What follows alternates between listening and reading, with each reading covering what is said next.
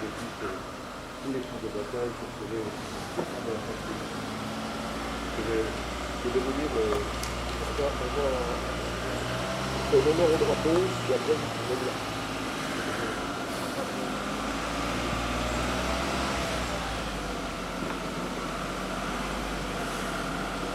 Au drapeau.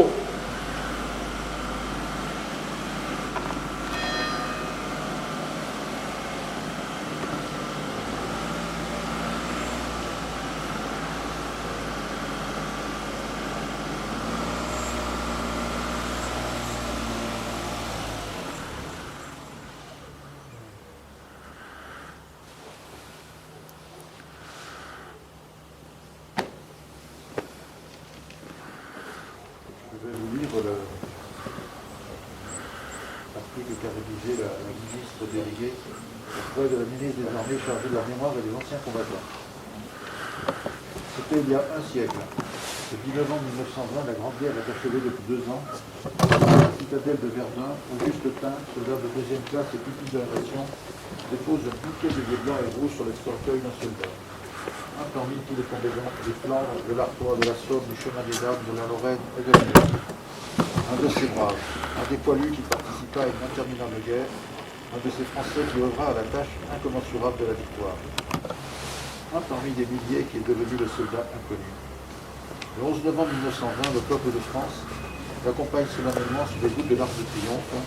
La patrie reconnaissante et unanime s'incline respectueusement devant son cercueil en saluant la mémoire de tous les soldats morts sous le drapeau tricolore. Quelques mois plus tard, il était inhumé. Depuis 1923, la flamme du souvenir veille, nuit et jour, sur la tombe. Chaque soir, elle est ravivée, que jamais ne s'éteigne la mémoire. La sépulture du soldat inconnu est devenue un lieu de recueillement national, et le tombeau symbolique de tous ceux qui donnent leur vie pour la France. Cet anonyme représente chacun de nos morts, tous nos morts en amitié. Cette mémoire vit également dans chacune de nos communes, dans chaque ville et village de France, dans chacun de nos monuments morts, dans chacun des cimetières et dans nos monuments familiales. Elle vit dans l'œuvre de Maurice Genevoix, qui entre aujourd'hui 31, le président de la République a souhaité en l'honneur du peuple du 14 juillet. Maurice Genevoix, notre prince seul dans le temps de l'animation, il entre en soldat de départ, en écrivain et en porte-étendard de ceux de 14. Il entre avec ses millions de fleurs d'armes, ceux dont il a immortalisé le souvenir d'héroïsme et de souffrance. Il entre avec toute la société, la première ligne à l'arrière, mobilisée face à l'adversité, et qui a tenu avec une admirable endurance. 8 millions de soldats combattirent sous les couleurs de notre drapeau, aucun d'entre eux ne revint totalement à l'heure. Des centaines de milliers furent blessés dans leur chair comme dans leur âme, 1 400 000 tombèrent au champ d'honneur, nous ne les oublions pas, inséparablement les honorants. Chaque 11 novembre, la nation rend également un hommage solennel à tous les morts pour la France, ceux d'hier et ceux d'aujourd'hui. Chaque année, nous rappelons les morts. Chaque 11 novembre est un moment d'unité nationale et de cohésion autour de ceux qui donnent leur vie pour la France, de ceux qui la servent avec dévouement et courage. En ces instants où souvenir des événements passés et aux prises avec les épreuves de notre temps, nous nous rappelons que c'est tout un peuple uni, solidaire, qui fut la guerre, qui supporta et en triompha. Geneviève Darrieussecq.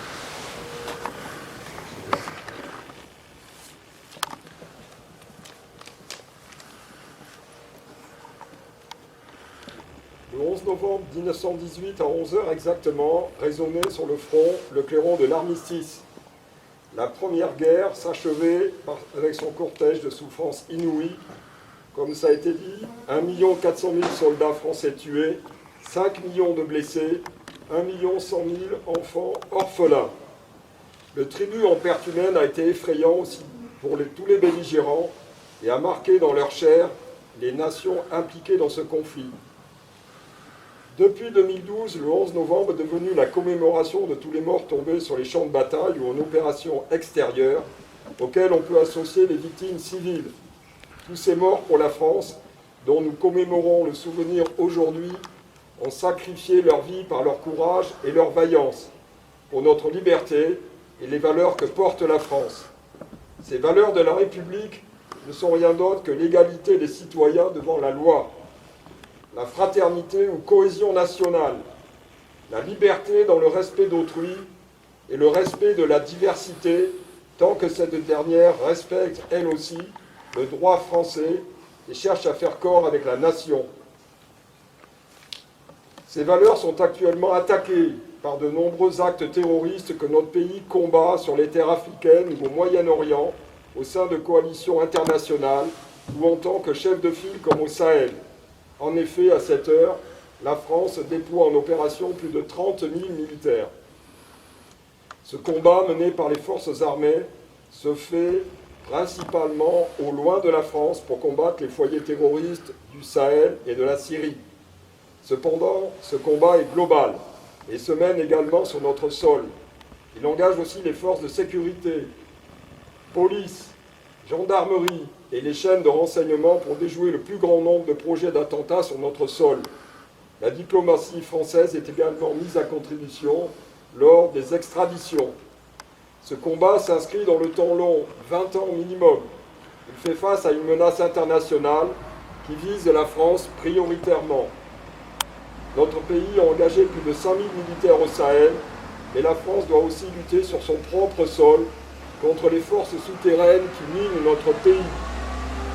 Ces forces sont le communautarisme et l'islamisme radical.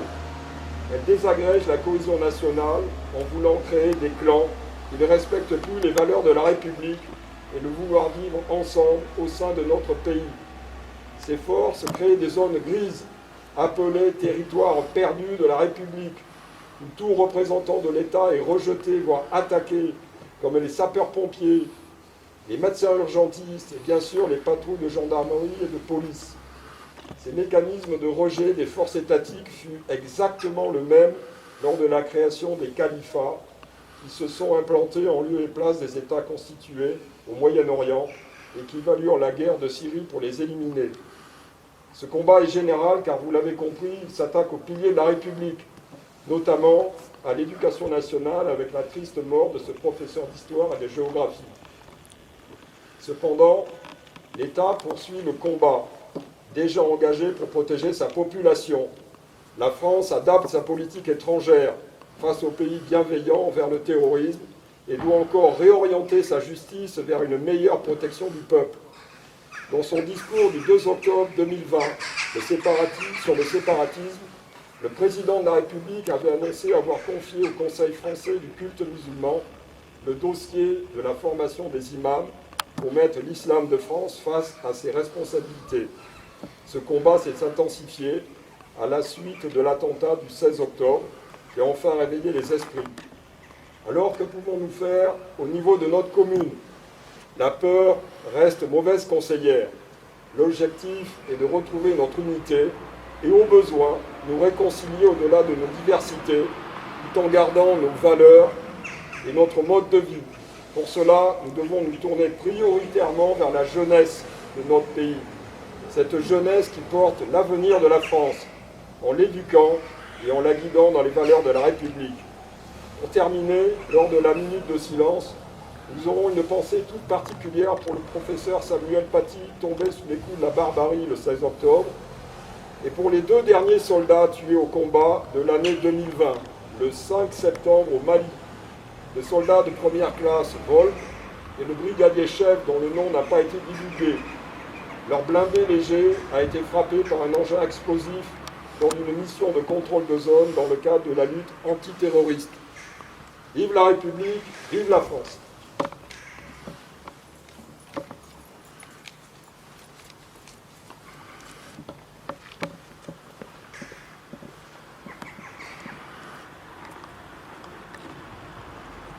Encore avec Monsieur le maire et le général Sarreille, nous dirons mort pour la France après chaque guerre.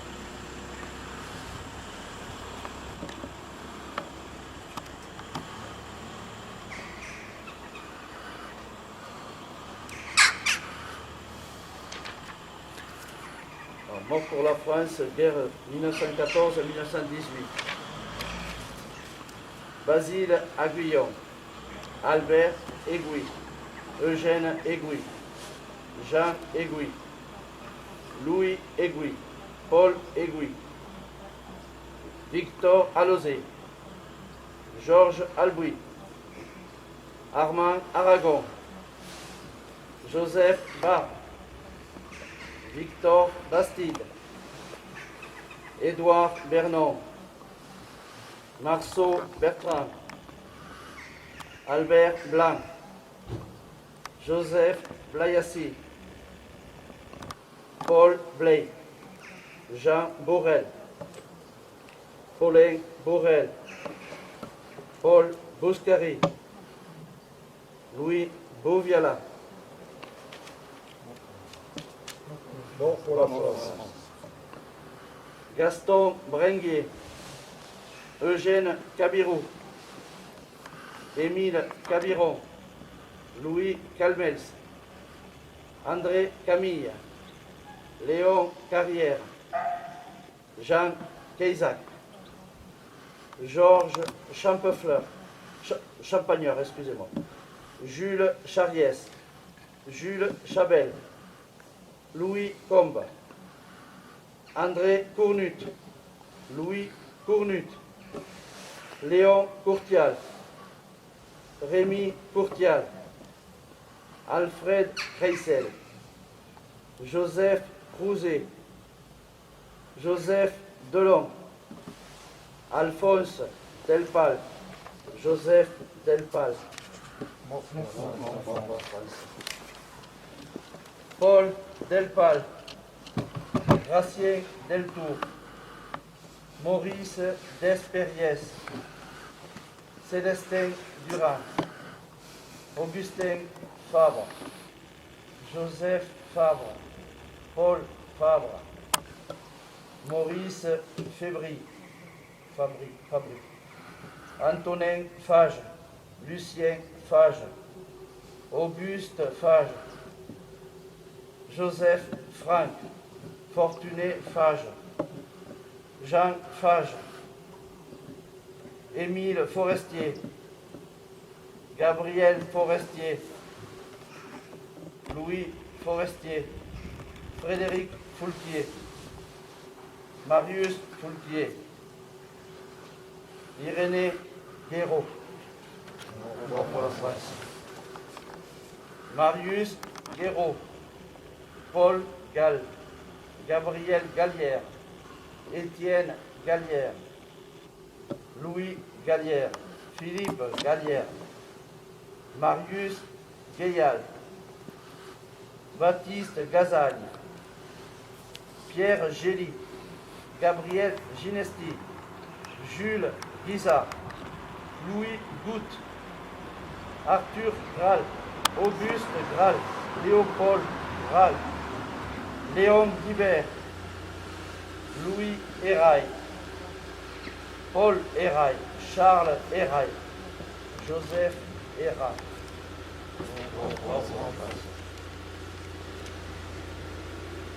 Élie Jourdès, Casimir Julien, Gabriel Lacan, Léopold Lacombe, Alfred Latapie, Basile Laurent, Eugène Leiral, Joseph Leiral, Marius Lescure, Joseph Lhuillier, Émile Magnaval, Jean Maninck, Pierre Marcillac, Étienne Masson, Adrien Mézy, Alfred Montariol, Léon Monziol, Louis Nadal, Joseph Noirigat, Henri Nouvel.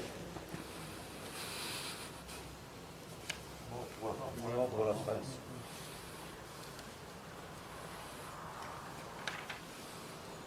Adolphe Ollier, Gaston Parguel, Pierre Panck, Adrien Philippe, Georges Pitor, Marius Pons, Albert Pouget, Émile Pouget, Paul Pouget, Jules Privat, Paul Privat, Justien Puech-Berthy, Ernest Puel, Joseph Puel, Louis Puel, Joseph Reynal, Félix Ricard, Gaston Roubelat, Henri Rouby, Victor Rouby, Eugène Rouby, Émile Roujon, Henri Sahuquet, Jean Sahuquet, Louis Sahuquet, Philippe Sahuquet, Étienne Salle, Camille Saroui, Joseph Segui, Camille Séguin, Charles Serpentier, Richard Serpentier, Henri Sica, Xavier Solasol, Jean Tabar, Jean-Marie Tabar, François Tassier, Auguste Treille, Joseph Hunal, Auguste Vessière. Bon pour la France. Paul Vallière, Louis Vaquier, René Vaquier, Basile Vergely, Clément Vergely, Gabriel Vézinet, Jules Victorin, Adrien Vincent, Antonin Vincent, Joseph Vincent, Louis Vincent et Marius Vincent pour la guerre de 14-18. Bon pour la France.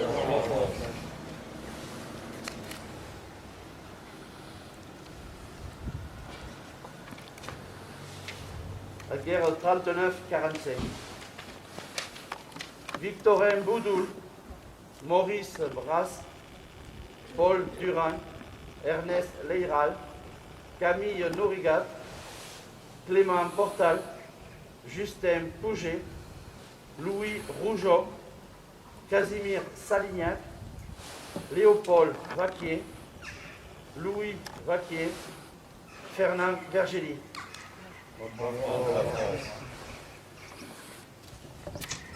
Le marquis de Sévérac, le château. Le commandant René Dinamé dit arrête. Lieutenant Claretto, le lieutenant Jean Douzou, Jules Arjol, Maurice Bourdon, Joseph Jassin, Paul Lourdou, Philémon Millot, René Sol. Les fusillés Alban Aldebert, Léon Azobert.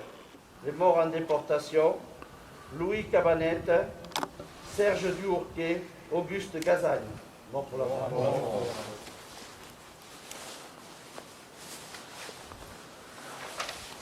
Guerre d'Indochine, Léon Debic. Guerre d'Algérie, Joseph Vincent. Mort pour la France.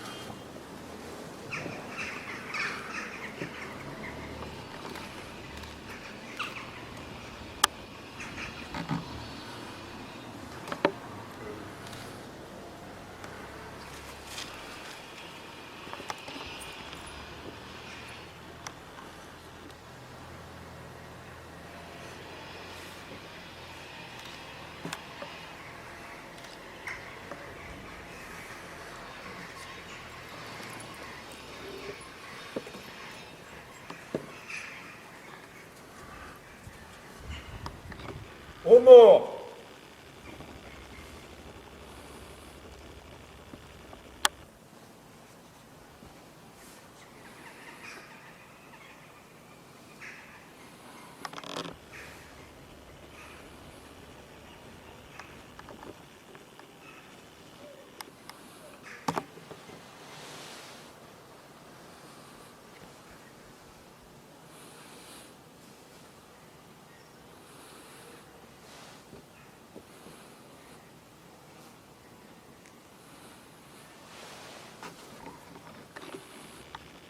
Allons enfants de la patrie, le jour de gloire est arrivée. Contre nous de la tyrannie, l'étendard sanglant est levé, l'étendard sanglant est levé.